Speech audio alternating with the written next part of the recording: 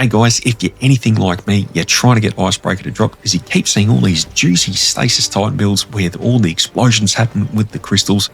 You just can't get Icebreaker to drop. I'm here with a bit of an alternative today.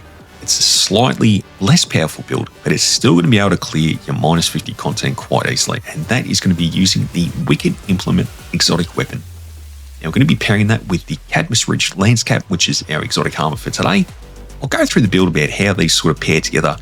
But with Lancecap there, that'll give us a lot of damage with our Stasis Lances.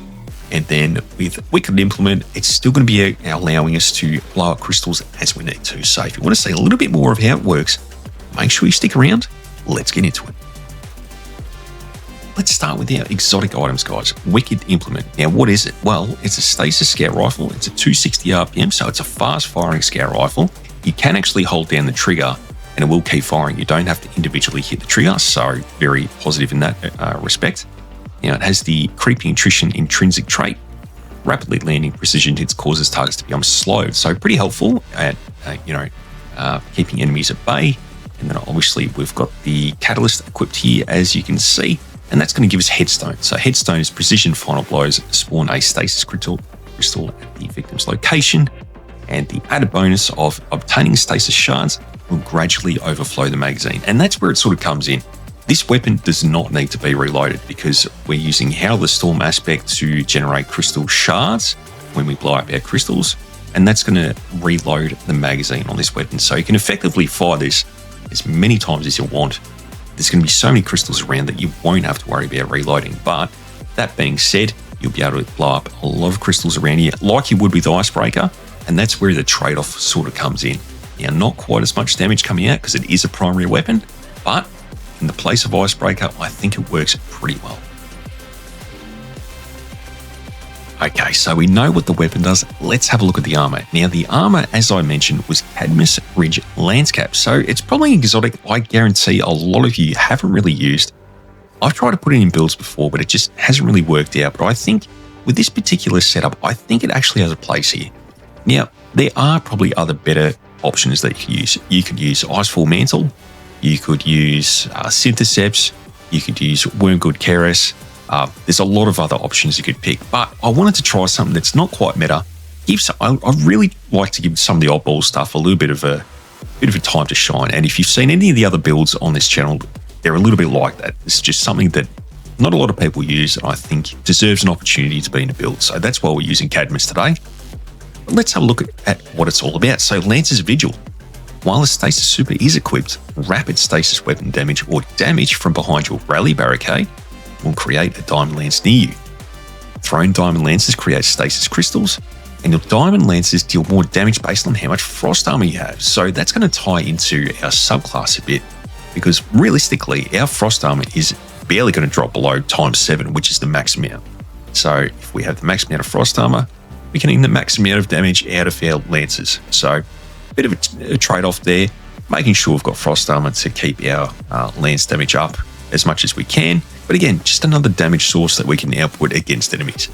Okay, so we know what our exotics do. Let's look at our supporting weapons. So we've got the Valantive D, which is a solar pulse rifle. It's a micro missile frame, so it's a rocket pulse, and it's got heel clip and aggregate charge. Now, sort of been swapping between aggregate charge and desperate measures. I think desperate measures has the better output in that column 4.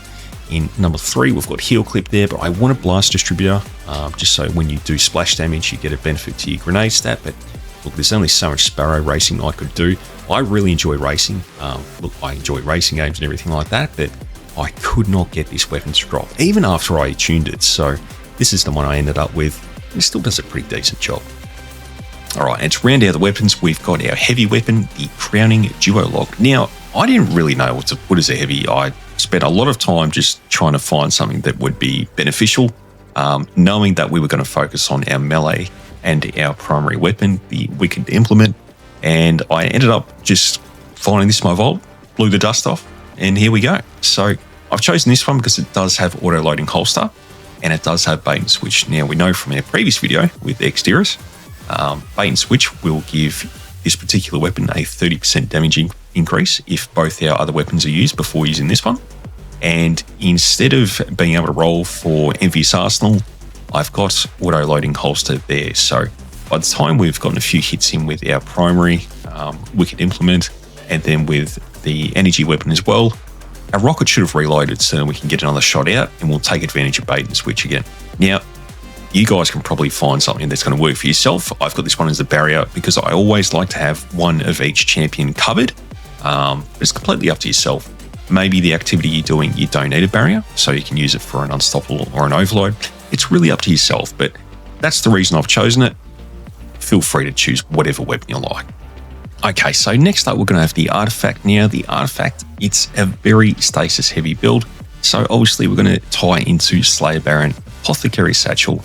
It's a bit of a no-brainer with stasis builds. There might be some other options out there, but I find that this one is pretty comprehensive in terms of stasis coverage. Crystalline Converter, for example, that is for our melee. The thick of it, we get some armor charge while we're surrounded. Frost Renewal, Hail the Storm, Brain Freeze, Wind Chill, all really, really good staples to have. And then Curative Orbs as well for a bit of health and survivability. Okay, so the armor set is what we're going to look at next, and I'm using two pieces. So we've got Legacy's Oath. Now, that's for augmented servo, so powered melee's released an additional disorientating pulse when used to defeat a target.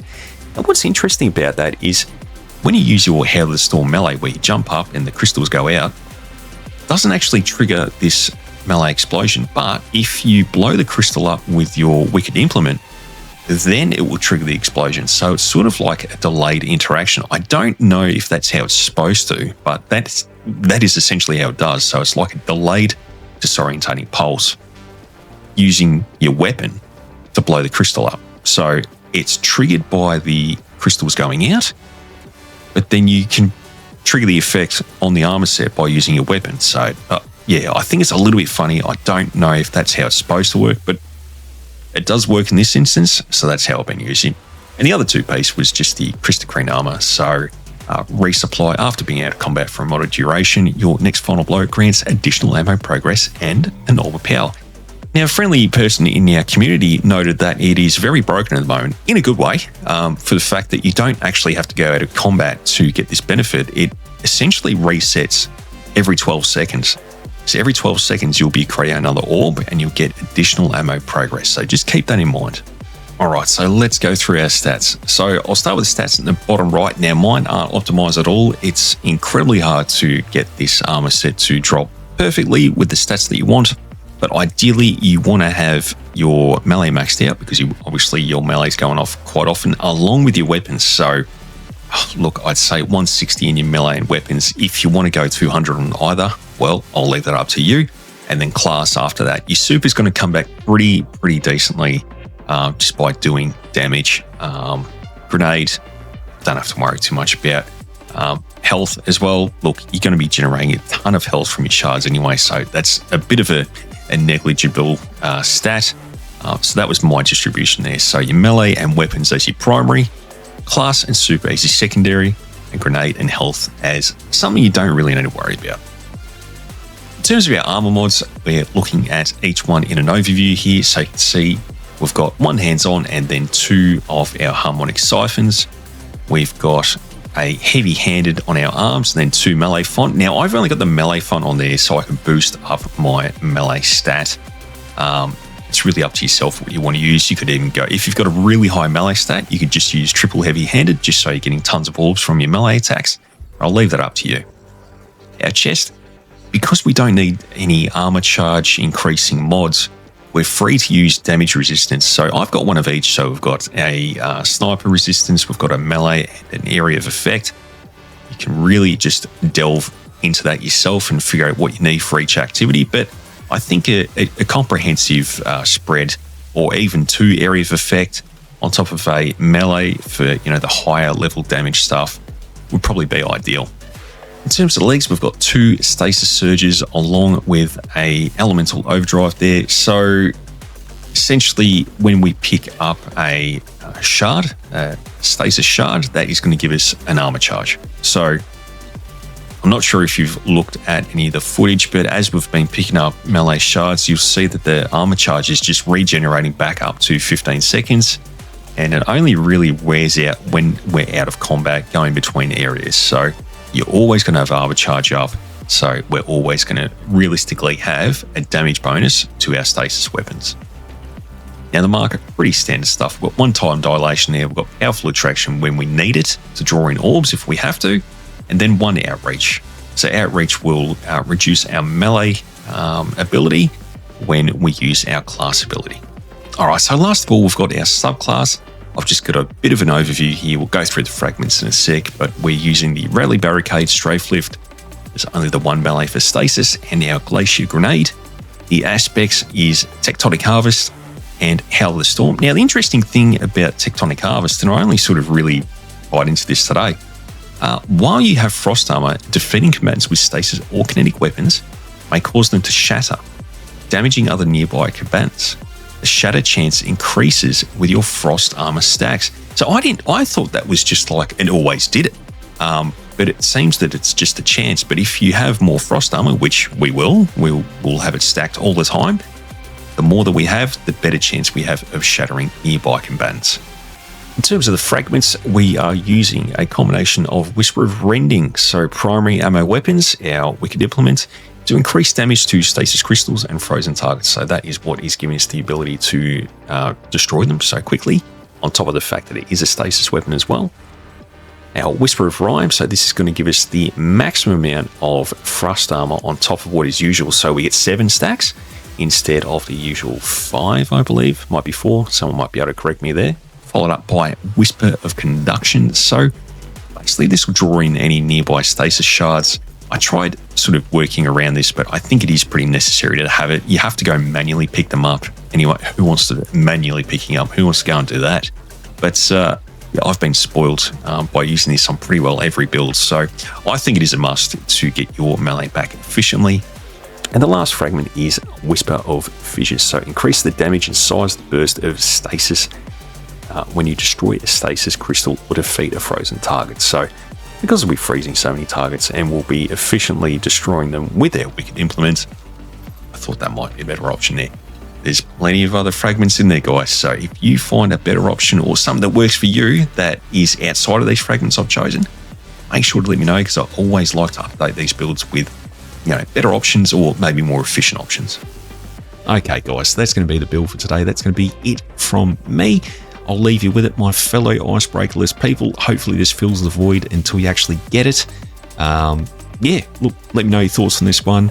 Little milestone for the channel. We're closing in on 2,000 subscribers, so thank you very much for your support, everyone. It does mean a lot, and yeah, look, I appreciate everyone's comments, likes, subscribes, and everything like that. So keep it coming. We'll keep going.